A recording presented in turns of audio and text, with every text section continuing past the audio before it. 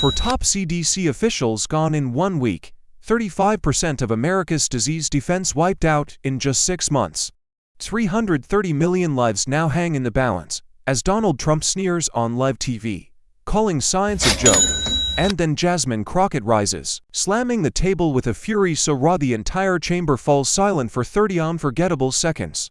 This isn't just politics, it's life, death, and betrayal. If your family's survival depended on truth, would you fight back, or stay silent? Stay with us. This is a story worth every second of your time. Breaking news doesn't scroll today, it detonates. CDC in crisis for top officials resign. After firing of director, control rooms from Manhattan to Sacramento snap to rate, tally lights flare, and 1,000 editors bark one word into headsets, live, across a wall of monitors. A clean feed from the Department of Health shivers as a lower third burns in. RFK Jr. ousts CDC chief, chain reaction, inside agency. The sound of keyboards becomes the national metronome. America's fingers pound out the same fear at the same time, to floors beneath the headlines. Inside a glass-walled emergency operations center, a ring of analysts stare at a map that no longer updates in real time. One screen freezes, a half-rendered county heat grid.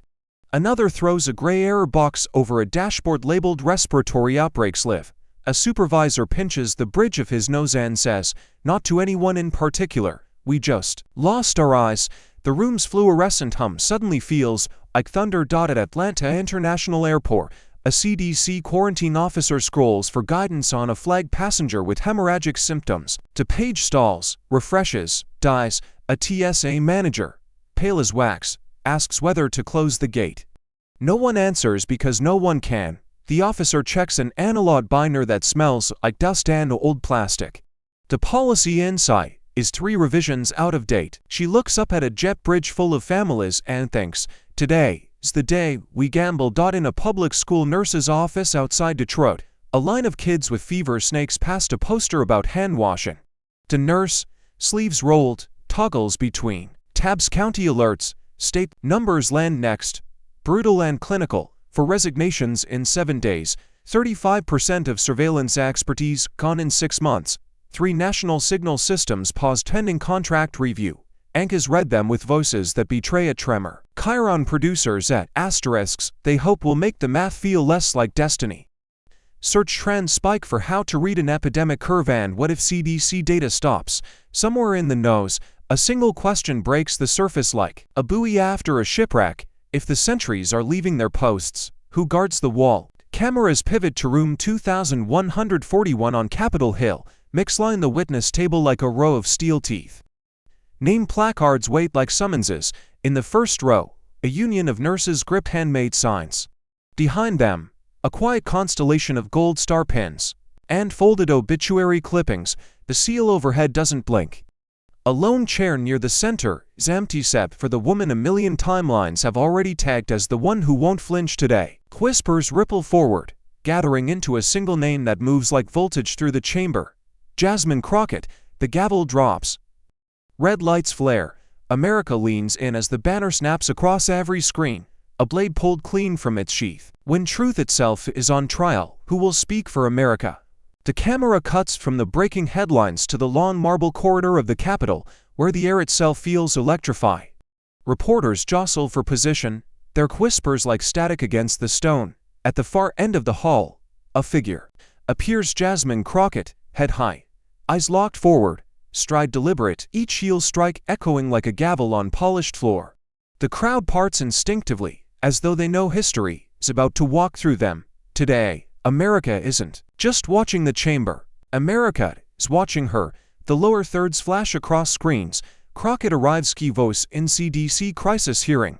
Clips roll of her past battles, storming out of a courtroom with a wrongly accused teenager she freed, standing in the rain, outside a housing project, shouting into a bullhorn about broken promises.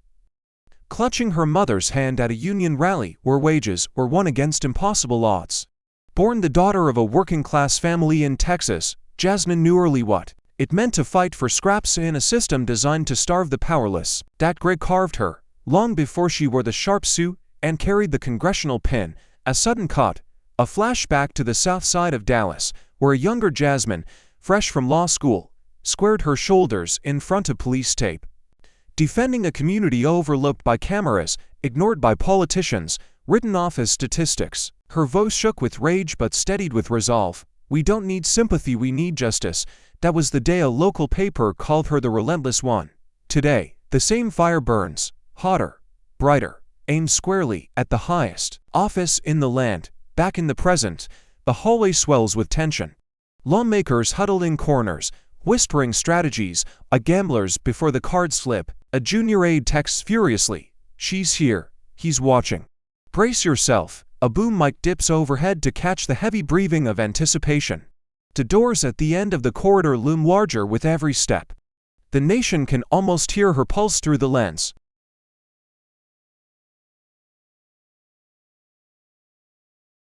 Trump's allies peek out from the chamber, smirks curling, ready to dismiss her as another loud voice.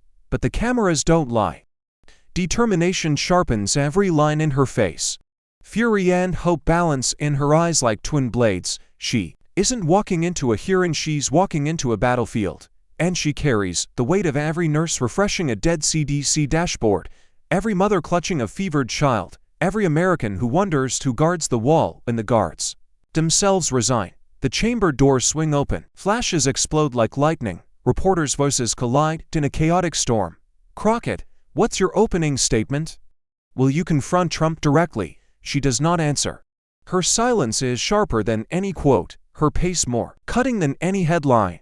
The sound of her heels against marble is the drumbeat of defiance. She takes her seat, the whispers die, and the entire hall seems to tilt toward her.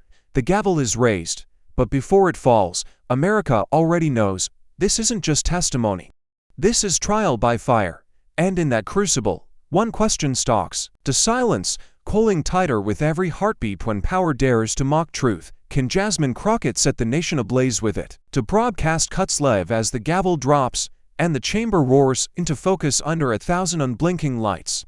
Every network in America has broken into regular programming. Anchors lean forward with grave voices, declaring this hearing a turning point in the future of public health. The camera pans down the long aisle, across rows of tense faces, until it lands on Donald Trump. He leans back in his chair, smirk tugging at the corner of his mouth, as if this entire stage were built for him alone. GOP allies clap him on the back, whispering in his ear, feeding his grin with quiet chuckles. To them, this isn't oversight, it's spectacle, another rally in disguise. Across the table, Jasmine Crockett sits in sharp contrast. No smirk, no laughter, no wasted gestures. She flips slowly through a folder thick with highlighted pages and sticky notes, each turn deliberate, the shuffle of paper louder than the murmurs filling the chamber. She doesn't look up at Trump. Not yet. The camera lingers on her face, eyes steady, lips pressed into a line of discipline. Viewers at home sense it instantly. She isn't waiting her turn. She is preparing her strike. The chairman clears his throat and begins the introductions, but his words drift into background. No's. The real drama is unspoken. Trump basking in his orbit of loyalists, Jasmine sharpening her silence into steel. The gallery above is packed, doctors in lab coats, nurses in scrubs, parents clutching framed photos of loved ones lost to the pandemic. Their presence isn't decoration, it's a verdict hanging in the air. Every cough, every shuffle of a shoe echoes louder than the chairman's script. America feels the weight of the moment pressing down like stone. Trump adjusts his tie, leans toward a mic, and mouths a joke to the ally beside him. They laugh. The sound cuts across the room like broken glass. A mother in the gallery wipes her cheek, glaring down at him. Jasmine glances briefly at the gallery, then back to her notes, drawing a line under one sentence with a pen so sharp the microphones pick up the scratch. The gesture is small, but the effect is seismic. Viewers online clip it instantly. Captions flood. She's ready. The camera switches to a wide shot. Lawmakers shuffle papers, reporters hover with pens, producers whisper in hidden earpieces. But the audience knows what matters. The microphone crackles, and Donald Trump leans forward, fingers drumming the wood like a warning shot. His voice, heavy with arrogance, cuts through the chamber. The CDC is nothing more than a swamp of liars. Gasps ripple across the room, sharp and immediate, as though the words themselves have sucked the oxygen from the air. He doesn't pause. He thrives on the silence he creates, savoring it like applause. He tilts his head toward the gallery, sneer curling, and delivers the next blow. These so-called scientists are nothing but rented clowns of big pharma actors in white coats, bought and paid for. The chamber erupts not with cheers, but with a chorus of horrified voices, tapers slamming against desks, reporters, pens scratching furiously as though the ink might keep up with the shock. In the gallery, a nurse in scrubs shakes her head, tears welling as she clutches a pin from the pandemic years. A grieving father squeezes a photograph of his daughter, knuckles whitening, rage trembling in his chest. Cameras zoom in on faces twisted with disbelief, the kind of expressions people wear when something sacred is spat on in front of them.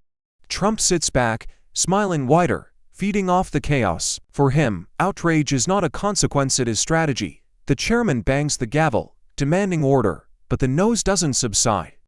Trump raises his hand casually, as if calming his own rally crowd, and the chamber stills not from respect, but from stunned anticipation of what venom he might spill next. He leans closer, lowering his voice to a mock whisper that the microphones catch and amplify across the nation. They said they served the people, but they only served themselves. They were never protecting you, they were protecting their donors. The accusation hangs like poison in the air.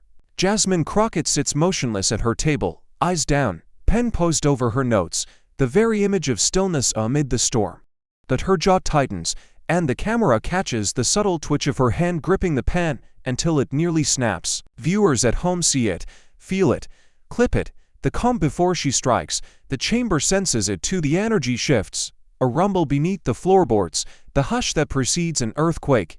Trump leans back in his chair, satisfied, basking in the tremor he's unleashed. He believes he has framed the battle, dictated the terms, poisoned the well beyond repair. The chamber waits, breath held, cameras unblinking, the nation leaning forward as if pulled by gravity toward the inevitable clash. And in that moment, one question thrums louder than the gavel, louder than the outrage, louder than the laughter. How long can one man's lies echo before Jasmine Crockett's truth cuts them to pieces? The chamber is still vibrating from Trump's insults when Jasmine Crockett rises. The scrape of her chair against the polished floor slices through the nose like a blade. She doesn't ask for silence, she takes it. A thick folder of documents slams against the table, the crack reverberating through the microphones, jolting even the smug laughter from Trump's allies. Every head turns, every camera locks. Her eyes burn forward, not at the chairman, not at her colleagues, but straight into the man who just mocked science as theater. She grips the edge of the table and unleashes her opening strike. 35% of America's top disease surveillance staff are gone in 6 months. 35% experts with decades of experience walked out because politics strangled science. The very systems that alert us to outbreaks, the dashboards that tell doctors what they're fighting, are collapsing before our eyes. She flits to a chart, slamming her finger against it so hard the sound. Cameras zoom on her hand gripping the folder, veins standing out, knuckles white, the tremor of contained fury visible to millions. She turns her gaze to the gallery, softer now, but no less searing. If you've ever lost someone and wondered if the warning came too late, if the cure arrived too slow, if the truth was buried beneath politics, know this: you were not failed by science. You were failed by sabotage. The room falls into a new kind of silence, heavy, reverent, terrified. Reporters stop scribbling, Trump's allies shift uncomfortably. And Donald Trump himself, for the first time today, blinks. The cameras linger, waiting, the nation holding its collective breath.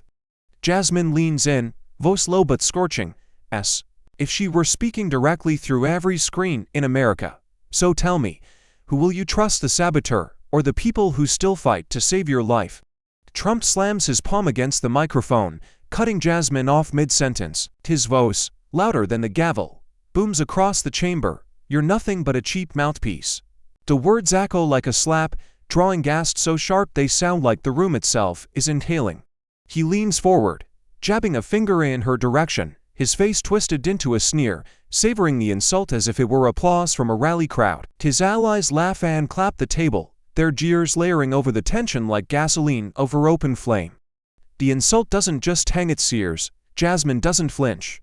She straightens, calm but cold, as if every insult is a spark feeding her fire. Then, with voice steady enough to cut through the chaos like a scalpel, she fires back.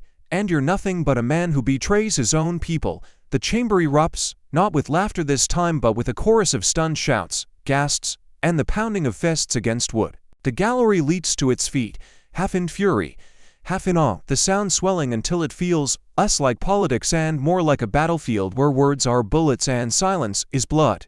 Trump's face flushes crimson, his fist slamming the table. Liar. He shouts, spit catching in the microphone. Fraud. You and your entire party would rather bow to pharma than fight for America.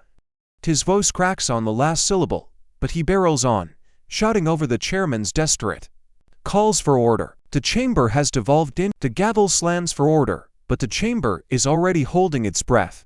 A new voice rises, not a politician's, not a lawyer's, but the voice of a doctor who once guarded the nation's health. Dr. Jennifer Layton adjusts the microphone, her hands steady, but her eyes heavy with the weight of resignation. She clears her throat, glances at the notes she barely needs, and then says the sentence that slices through the room like a scalpel. We left because we couldn't do our jobs. The words hang, raw and unvarnished, and the silence that follows is louder than applause. She continues, each phrase tightening the grip on the chamber.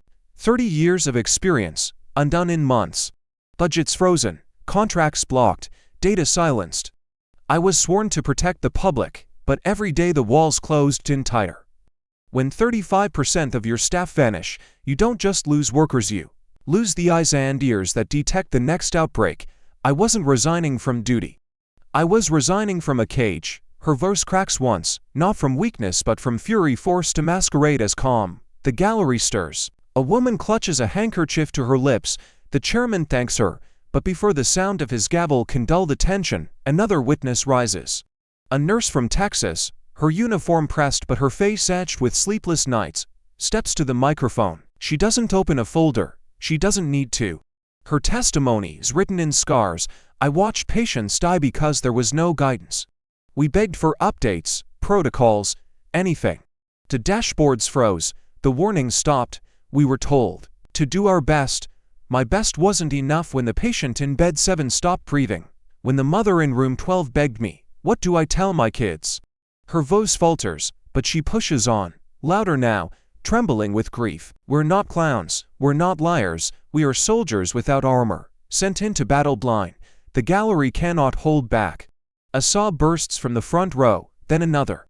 Families clutch photographs of loved ones, some whispering names under their breath as if invoking the dead. The sound is not noise, it is mourning, rippling through the hall until even the cameras seem to tremble. Jasmine Crockett lowers her eyes briefly, jaw clenched, her hand hovering over the folder of evidence like a shield she is waiting to lift. Trump shifts uncomfortably in his seat, rolling his eyes for the cameras, but his smirk falters, and the nurse locks eyes with him.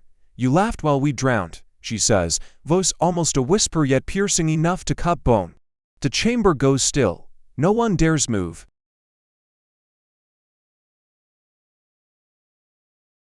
The camera sweeps across the faces, mothers with wet cheeks, veterans shaking their heads, lawmakers caught between shame and defiance. America is no longer watching politicians argue, it is watching grief turn into indictment, and as the nurse steps back, her shoulders shaking, one question reverberates through the chamber like thunder that refuses to die. How many more must be buried before the truth finally takes the stand? The sobs in the gallery have not yet faded when Donald Trump leans into his microphone, lips curling into the familiar smirk that has launched 1,000 headlines. He shrugs, almost casually, and says the words that strike like a blade across. Raw skin. People die every day. That's life. The sentence is delivered with the indifference of a man commenting on the weather, but its impact detonates like a bomb in the chamber. The sound of gasps crashes from the gallery, a chorus of disbelief so visceral it seems to rattle the very lights above. A mother clutching her son's photo drops it to the floor. The frame shatters against the wood. Trump sits back, spreading his hands as if to say, what's the big deal? His allies chuckle nervously, a few even nodding, but the unease ripples, fast, wider than their laughter can contain. The cameras zoom in his face, smug and unrepentant, broadcast into living rooms across America. On social feeds, the clip is already exploding. People die every day trending, comments pouring in like a flood of fury. Hashtags multiply, voices rising. Hashtag heartless, hash not life but neglect. In the gallery, The nurse from Texas who had just testified presses her palm against her mouth, shaking her head as if she misheard. Beside her, Dr. Jennifer Layton's jaw tightens. She scribbles something furiously on a note card that trembles under her pen. One by one, people turn from Trump and look toward Jasmine Crockett, as though instinctively drawn to the only figure who has not yet reacted. The cameras catch her profile still, silent, but deadly in its restraint. Her pen hovers, her eyes sharpen, her lips part just enough to let the word slip into the microphone. Quiet but scorching, heartless, the whisper carries farther than Trump's roar. It cuts through the air like a secret everyone already knew but dared not say aloud. The gallery erupts again, this time with shouts of anger, chants of shame. Shame. Security shifts uneasily at the edges of the chamber, but no one moves to silence the crowd. Even the chairman, gavel in hand, hesitates. The word has been spoken. The truth has been named. Trump rolls his eyes, leans toward his allies, muttering something picked up faintly by a hot mic. They eat this drama up, it's all theater. The chamber, still quaking from Trump's callous shrug when Jasmine Crockett rises, her chair screeching back against the marble floor. The gallery falls silent, the kind of silence that aches, the kind that begs for anyone to say what they all feel. She doesn't look at Trump, not yet. Instead, she lifts her hand and points to the front row, where a family sits huddled together, their daughter's photograph clutched between trembling fingers. Her voice cuts through the stillness like thunder cracking a midnight sky. They are not numbers, they are America. The words don't just land, they detonate. The gallery erupts in sobs and cheers, the sound ryan uncontained. A mother in the second row clutches her chest. A veteran wipes a tear, his jaw locked in anger. Reporters fumble to capture every syllable, their pens scratching furiously as cameras lock onto Jasmine's face, glowing with conviction. Her eyes shine not with weakness, but with the fire of someone who refuses to let grief be reduced to a statistic. She leans forward, her voice rising with every heartbeat. America is not data on the spreadsheet. It is the mother who buried her son without answers. It is the nurse who held a patient's hand because no one else could. It is every community waiting, praying for guidance that never came. The chamber shakes with applause, people rising from their seats, clapping until their palms burn. Even the gavel pounding for order can't drown it out. The noise swells like a wave crashing over the institution, unstoppable, undeniable. For the first time today, the gallery does not sound like an audience, it sounds like a nation standing. Jasmine lets the chaos live for a moment, her gaze steady, her silence commanding, until the cheers fold back into focus. Then she delivers the blade hidden beneath her compassion. She turns, locking eyes with Trump, her voice trembling with rage restrained only by purpose. And while they grieved, you mocked. While they begged for truth, you sneered. You sat in comfort while they drowned in confusion. And then you dared to call it victory. No, Mr. Trump, this is not victory. This is cruelty dressed in power's clothing. The words hang like a sentence passed down by a judge no one can overrule. Trump's smirk falters, his jaw clenches, his hands gripping the table as if he could hold on to control by force alone. The camera pans the gallery again. People on their feet, fists raised, voices trembling with chants of enough. Enough. The protest outside swells loud enough to bleed into the chamber, the chants joining as one, amplifying Jasmine's words into a roar felt across televisions, radios, and streams in every corner of America. She raises the photo of the lost daughter, handed to her by the grieving family, holding it high for every camera to see. Her voice drops, low, unshakable. This is America. And America deserves better than cruelty. The crowd rises as one, a tidal wave of sound, their thunder shaking the walls of Congress. Trump's hands slam down on the oak tables so hard the microphones rattle and the water glasses jump. His face burns crimson, sweat glistening along his temples, eyes wild under the unforgiving lights. He leans forward, spitting each word like shrapnel. You're trash, you're irrelevant. The words ricochet through the chamber, louder than the gavel, louder than the chants outside. A desperate roar meant to bury the voice that has just cornered him. The room convulses in shock. Gasps slice the air, some sharp with outrage, others stunned into silence. Lawmakers shift in their seats, caught between the spectacle and the shame of witnessing it. The gallery recalls, mothers cover children's ears, veterans clench their jaws, nurses whisper disgrace under their breath. The insult isn't just hurled at Jasmine, it feels aimed at every face in the room that has demanded truth. Trump doesn't stop. His fist hammers the wood again and again, each strike reverberating like the drumbeat of rage. He points at Jasmine, finger trembling with fury, his voice breaking under its own volume. You think you represent America? You think anyone outside this swamp cares what you say? You're nothing. Nothing. He pounds the table one last time, so hard the microphone squeals and the sound pierces like metal tearing. Cameras zoom tight on his face, sweat streaking down, veins bulging at his neck, lips twisted into something between a snarl and a scream. It is not the face of a leader in control, but a man unraveling before the nation. His allies shift uncomfortably now, their nervous laughter replaced by uneasy glances. The room is no longer rally territory. The fury looks naked, exposed, dangerous. And yet Jasmine does not move. She does not flinch. She sits still as stone, her hands folded over the folder of evidence, eyes locked on Trump as if measuring the collapse in real time. The contrast is blinding. One side convulsing in rage, the other steady, silent, unshaken. The cameras pan back and forth, painting the portrait of a clash America will replay for decades, power thrashing against truth, cruelty smashing against calm. The gallery stirs, murmurs swelling into gasps, then whispers, then the restless thunder of outrage. A man shouts from the back row, "You don't get to call her trash." Security shifts, but the cry has already broken the dam. The chants outside bleed in louder, shame, shame, shame, merging with the chamber's chaos until the whole building vibrates with fury. Trump slams his hand one final time, chest heaving, voice cracking as he bellows, irrelevant. The word echoes hollow, stripped of power the moment it leaves his lips. Across from him, Jasmine lifts her chin, the faintest trace of a smile tugging at her mouth. Not joke, not mockery, but the quiet certainty of someone who knows the storm has already broken. The cameras close in, catching the sharp divide. His fury against her composure, his collapse against her rise. And as the gavel pounds uselessly, drowned in a cacophony, one question thunders louder than the man who tried to bury it. When a leader's power melts into rage, can truth finally pierce the firestorm he cannot control? Then, with the precision of a scalpel cutting into infected flesh, she leans into her microphone. Her voice is low, sharp, and chilling. Virus doesn't vote, it kills. And you let it in. The sentence slices through the chamber like lightning, splitting the sky, impossible to ignore, impossible to twist. The words echo, each syllable sinking deeper, until the silence that follows feels like the eye of a storm about to explode. The gallery detonates, families leap to their feet, sobbing and clapping, fists pounding against the wooden rails.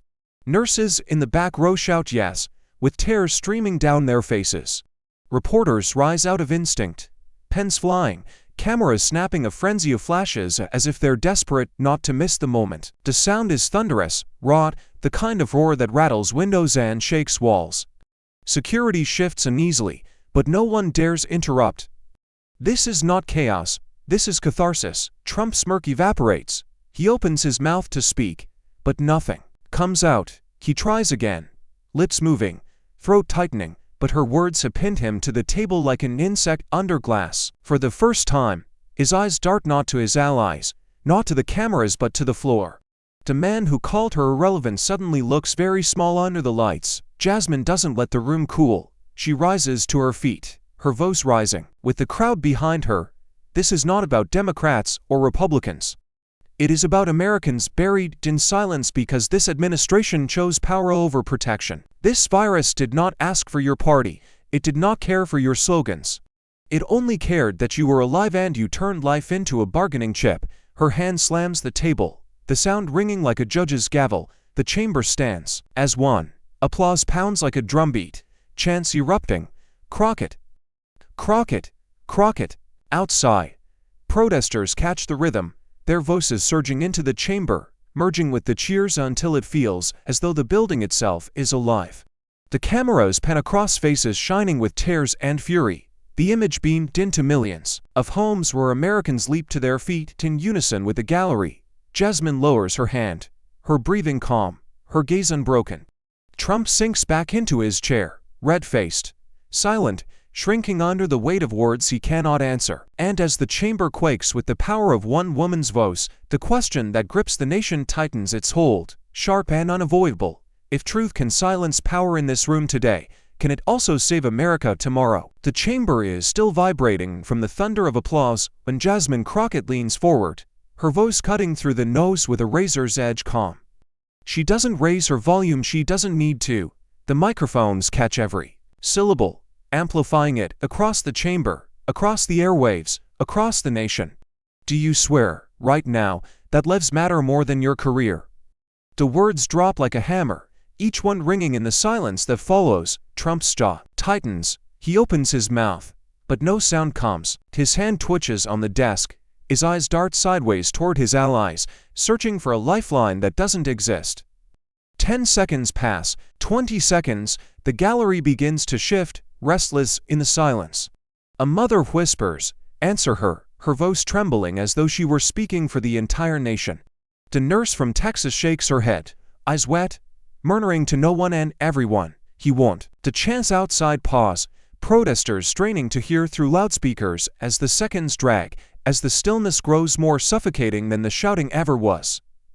Trump's face reddens, his lips purse, his fists clench, but no words form. 30 seconds, the chamber erupts, not in no's, but in collective realization.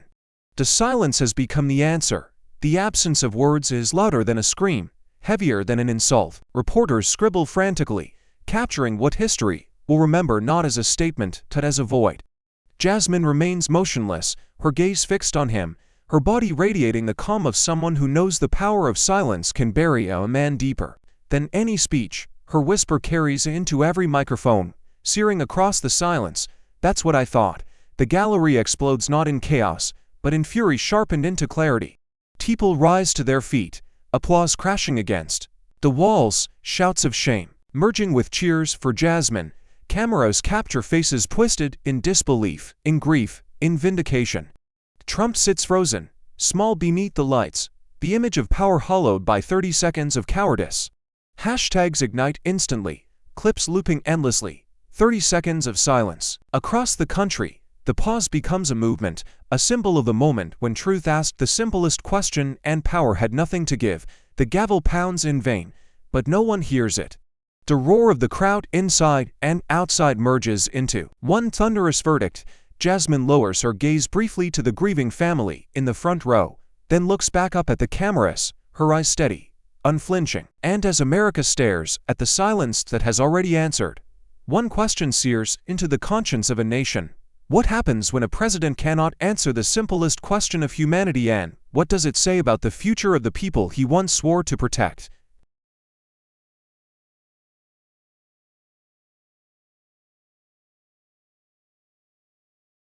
The chamber is still smoldering from Trump's 30 seconds of silence when a voice rises from the Republican side of the aisle, quiet at first, almost hesitant, but strong enough to slice through the chaos. A moderate congressman, his tie loosened, his hand trembling just slightly as he grits the microphone, clears his throat. Every head swivels toward him, unsure if he is about to defend Trump or dodge the moment altogether. Instead, he exhales and says the unthinkable. "The CDC deserves independence." The words strike the chamber like a thunderclap. Gasps erupt across both sides of the aisle, some shocked, some furious, some relieved beyond measure. The Democrats freeze, unsure if they heard correctly, their pens halting mid-stroke. Republicans exchange frantic looks, jaws tightening, whispers darting like arrows across the benches. For a heartbeat, the entire room is suspended in disbelief, as if someone just opened a forbidden store in front of the nation. Trump's head snaps toward him, slow and deliberate, the glare in his eyes sharp enough to cut glass. He doesn't speak. Not yet. He doesn't have to. His silence is the stare of a predator stalking prey, and the camera captures it perfectly. His pupils narrow, lips pressed, the air around him charged with a threat more menacing than words. The congressman shifts uncomfortably under the weight of that glare, but he does not retreat. He leans closer to the microphone and repeats, louder this time, his voice gaining ground with every syllable. "Public health is not a partisan tool. The CDC must be free from politics, or it will fail the American people." The gallery bursts into applause, a wave of clapping and shouts that swell against the chamber walls.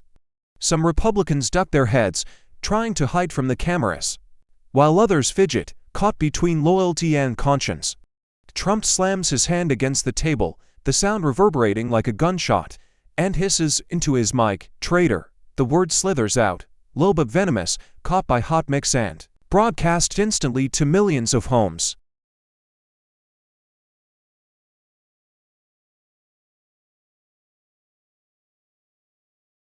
The congressman doesn't flinch, his face flushes, but he stares back, jaw locked, as if he has already made peace with the cost of speaking aloud. Reporters scribble furiously, hashtags explode, hashtag CDC independence, hashtag Republican breaks rank. For the first time in years, a crack has appeared in the iron wall of Trump's control, and America can see the fracture spreading in real time. Jasmine turns her head slightly toward him, her expression unreadable, but her eyes say it all. Finally, Trump leans back, still glaring, his fists clench so tightly the knuckles blanch white. The camera pans between them, the congressman trembling but resolute, Trump seething like a caged animal, Jasmine watching like a judge waiting for the next blow. The chamber is electric, 1,000 possibilities hanging in the charged silence, and as the applause dies down, leaving only the echo of defiance and the weight of Trump's predatory stare, one question claws its way into the nation's conscience, sharper than the gavel, louder than the protests outside. If even his own begin to break ranks, how long before Trump's empire of fear collapses under its own cracks? As the chamber buzzes from the Republican crack in Trump's wall, the cameras drift back to Jasmine Crockett. She hasn't spoken, not yet, but her silence radiates weight, the kind born of battles fought long before these marble halls, and, in that silence, the nation remembers who she is, not just a congresswoman, but a daughter of working-class grit, carved from streets where voices were silenced and rights were stripped away. Her strength is not inherited from power, it is forged in fire. The screen cuts to a flashback montage, grainy footage layered with the roar of crowds. Dallas. Years ago, Jasmine standing in the rain outside a polling station, holding back a crowd of voters turned away by broken machines. She raises a megaphone, her voice defiant against police lines. If you have the right to vote, you have the right to be heard. No one steals that from you today. The crowd surges forward, chanting her name, and the cameras roll as officials scramble, the machines miraculously fixed within the hour. Another scene bleeds in, a courtroom where Jasmine slams her hand on the table, defending a black teenager wrongly accused of theft. You see a suspect. I see a child you abandoned before you ever gave him a chance. The judge leans back, stunned by her ferocity, and days later the charges vanish. That clip, replayed in local news, branded her not as reckless, but relentless. Then, another battle, this one against voter suppression laws. Jasmine on the steps of the state capitol, fists raised, flanked by activists chanting into the night. Her voice slices above the crowd. They draw maps to silence us, but we redraw them with our footsteps. You cannot erase us from democracy. The scene explodes with energy, people marching with her into the dawn, the echo of boots on pavement louder than any politician's speech. Back in the hearing room, Jasmine straightens in her chair, the weight of those memories etched into every line of her face. The gallery feels it, the nation feels it. This is not a politician fumbling for sound bites. This is a woman who has bled in the trenches of injustice, who has stood shoulder to shoulder with those forgotten by power. She does not need to invent her strength today, she has carried it. Here across decades of fights, the cameras only sometimes noticed. Trump glares, fists still clenched, but Jasmine doesn't look at him. She looks at the families, the nurses, the ordinary people watching. And in that gaze is the reminder of why she fights, not for headlines, not for office, but for those who cannot step into this chamber themselves. Her stillness is more powerful than his rage, because it is not empty. It is filled with the echoes of every street corner protest, every courtroom battle, every midnight rally where she refused to let voices die. The air thickens, tension vibrating against the walls as the crowd leans toward her, drawn like iron to a magnet. And as the screen lingers on her face, America feels the weight of her history pressing into this moment, daring one question to rise above the noise, sharp and unshakable. If she could fight for justice in the streets, will she now rise to crush cruelty in the nation's highest hall? The room has barely recovered from Jasmine's quiet defiance when the first jeer slices through the air like broken glass. A MAGA loyalist on the Republican bench leans forward, veins bulging, his voice cracking the chamber. Liar. Another piles on instantly, pounding his fist against the desk. Puppet.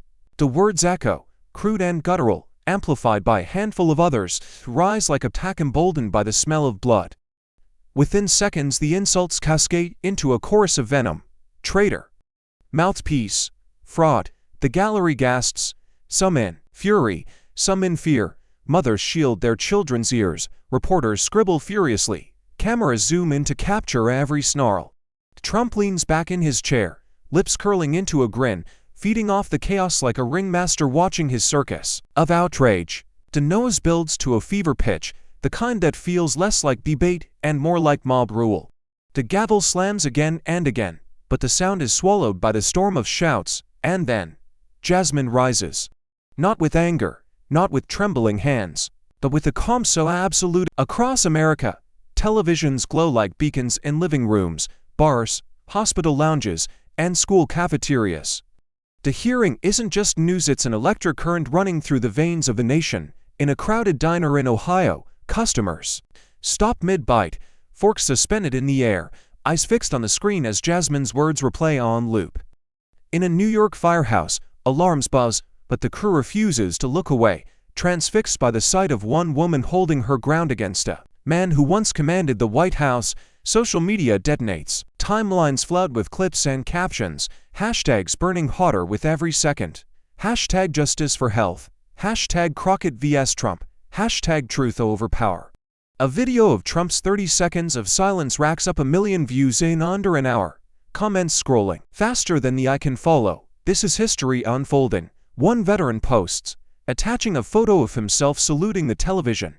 A nurse in Arizona writes, "She speaks for us. Finally, someone speaks for us." A teacher in Detroit tweets a selfie with her students huddled around a laptop, their faces lit by the broadcast. The caption reading, "Civic lesson of a lifetime, Jasmine Crockett versus corruption." The feeds bleed into real life. Protesters outside the Capitol wave their phones overhead, live streaming the chants that now sync with the chants inside. Crockett, Crockett, Crockett. Clips of grieving families holding up photographs of lost loved ones trend side by side with Jasmine's thunderous lie. They are not numbers.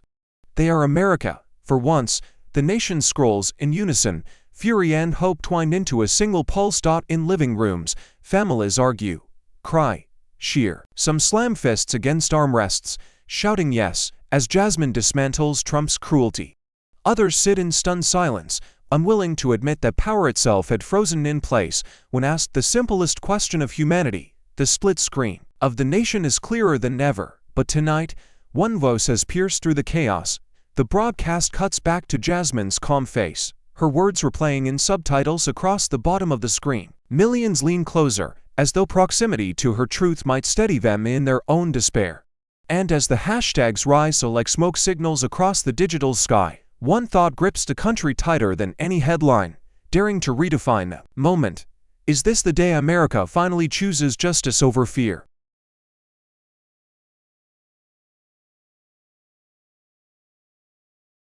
Outside the marble dome of the Capitol, the streets heave like a living organism.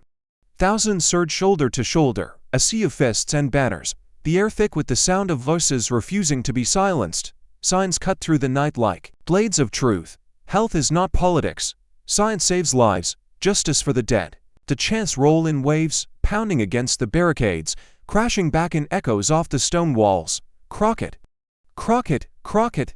Police sirens wail, blue and red lights slicing through the crowd, but the marchers do not scatter. Nurses, still in scrubs, link arms with veterans in worn jackets. Teachers, factory workers, mothers pushing strollers, all moving as one body, one heartbeat, one demand. The ground trembles under their rhythm, boots and sneakers stamping in unison, the sound reverberating like a drumline of defiance. Camera drones hover above, broadcasting the aerial view, a human tide swelling against the seat of power. Uncontainable, undeniable, every window of the Capitol glows with the reflection of their fire. Protesters post in large photos of loved ones lost to COVID and other outbreaks, their faces lit by candle flames, their cries twisting with grief and fury. "My brother is not your talking point," one woman screams, raising her brother's portrait toward the chamber windows. Another man, voice ragged, bellows, "Stop killing us with politics." The crowd answers in a single thunderous chant, "Truth, truth, truth." The police form tighter lines, shields raised, batons ready, but hesitation hangs in the air. They can feel it to the raw moral weight of the moment. The chamber is still vibrating from Jasmine's rallying cry when she lifts a new folder, thicker, heavier, its edges marked with red tats. The cameras zoom in instinctively, the gallery leaning forward as if they already know what's inside will scorch the room. Jasmine flips the cover open and holds up a page for all to see. Her voice, low but unyielding, slices through the chaos. "These are internal memos, signed by this administration, ordering cuts to pandemic preparedness funds, millions siphoned away while hospitals begged for ventilators." Gasps rip through the chamber like a sudden explosion. Reporters leap to their feet, cameras snapping, while lawmakers on both sides scramble for copies, their hands shaking as aides rush to distribute the evidence. Jasmine slams another page onto the table, the sound echoing like a gunshot. "Right here. August 2020, funds diverted not for health, but for political slush projects." And here January 2021, an order freezing contracts for disease surveillance. These cuts weren't mistakes, they were choices. All eyes snap to Trump, his smirk is gone.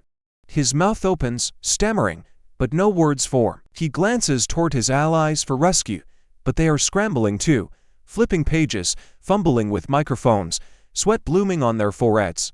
The predators glare that one silenced others now looks cornered. Desperate, the gallery erupts in outraged shouts of "You knew," and "blood on your hands." Raining down from every row, the gavel slams, useless against the uproar. The chamber trembles with fury, a tidal wave crashing against the marble walls. Jasmine does not raise her voice. She doesn't need to. She leans into the microphone, eyes locked on Trump, and delivers the blade that ends any illusion left. "You didn't just fail America, you defunded its chance to live." The chamber is still quaking from the memos when Jasmine rises again, not with fury this time, but with a solemn gravity that pulls every gaze to her. She grips the microphone, her voice steady yet trembling with the weight of the moment. "No president should be above the truth. No family should be below its protection."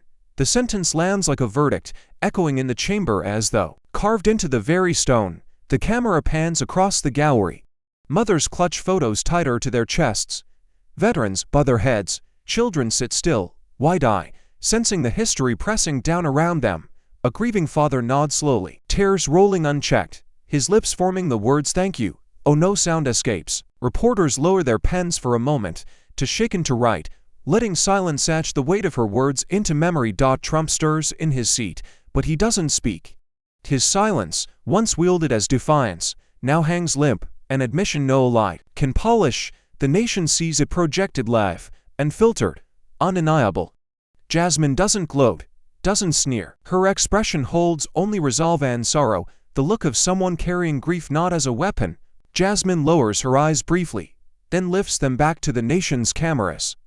Her voice cracks only once, but the tremor makes it sharper, more unforgettable. "If government forgets the people, then the people must remind government why it exists." The hearing adjourns, but the chamber does not calm. It quivers, alive with the aftershocks of what has just unfolded. The cameras follow Jasmine Crockett as she gathers her papers, her face still composed, her stride unshaken. Trump slumps back in his chair, surrounded by frantic allies, their whispers a desperate scramble to contain the damage. But Jasmine doesn't look back. She turns toward the doors, toward the sound of the people outside, and the room parts for her as though history itself is clearing the path. A heavy door swing open, and a flood of light greets her. On the steps of the Capitol, thousands are waiting, their chants rising into the sky. She descends slowly, each step echoing like a drumbeat of defiance. Protesters press forward not with anger now, but with gratitude. Nurses still in scouts reach out trembling hands. Veterans lift their caps in salute. Mothers hold out photographs of loved ones lost. Jasmine takes each hand, meets each eye, grounding their grief with her presence. She doesn't just shake hands, she absorbs the pain, returns it as resolve. The roar of the crowd swells around her, a storm transformed into an anthem. The cameras pull back, capturing the scene from above. A lone figure in a sea of citizens, unarmored yet unshaken. A voiceover narration rolls across the footage, the words etched with solemnity. A warrior for justice is not defined by the enemies she defeats, but by the lives she defends. The image lingers, hands clasped, tears mingling with shears, the capital glowing behind her like both battlefield and beacon, and as the screen fades to black, her face still lit by the crowd's fire. One question pierces the silence, daring every viewer to answer it for themselves. If your community's health was on the line, would you fight back or stay silent? In every battle between truth and power, the choice is never abstracted, is deeply human. Jasmine Crockett's stand reminds us that leadership is not about titles, but about courage. Not about silencing voices, but about defending lives. In our own communities, we may not face the glare of cameras, but we are still called to speak when silence feels easier. Justice begins with ordinary people refusing to accept cruelty as normal. If your neighbor's health, dignity, or future were at stake, would you raise your voice or turn away? Thank you for watching until this moment and for standing with us on this journey for justice. Your support means everything. Like, subscribe, and turn on notifications so you never miss what's next. And we'd love to hear your thoughts. Leave a comment below and let us know what moved you most in this story. Together, our voices make a difference.